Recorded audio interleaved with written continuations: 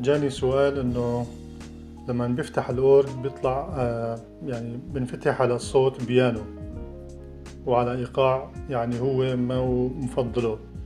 اليوم ان شاء الله راح اشرح انه كيف بتعمل حفظ لايقاع اللي انت بتحبه او الصوت اللي انت بتحبه. لما تفتح الاورج يعني بيكون دغري مباشرة على هذا الايقاع وعلى هذا الصوت. الخطوة يعني خطوتين سهلين جدا، ما بيحتاج شيء. طبعا هذا الشرح اللي عنده رونالد AA7 يعني AA7.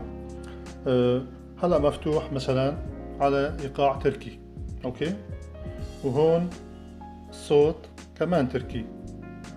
رح نغيره ورح نحطه بالسيف يعني نحفظه. هلا شو بتحب مثلا؟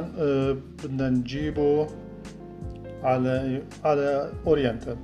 اوكي، بدنا نجيبه على الاورينتال. هاي اورينتال، خلينا نقول حيلا شي مقسوم سريع ميكس. هاد الايقاع. الصوت كمان رح نجيب على الشرقي على الاورينتال ونشوف كيف رح يصير. هاي اورينتال، خلينا نقول كمانجا. هاي هون صار على الكمانجا وهنيك صار مقسوم سريع. هلا وين بنروح؟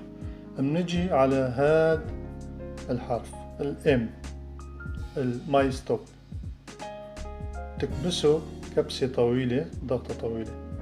كبسته شو بيطلع عنا على الشاشة؟ يس ونو.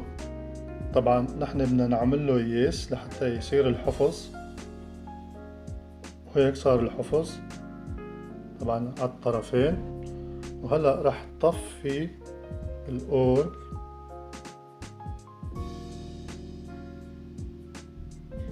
طفينا الاورج، رح ارجع شغله ونشوف على انو ايقاع رح يفتح الاورج وعلى انو صوت.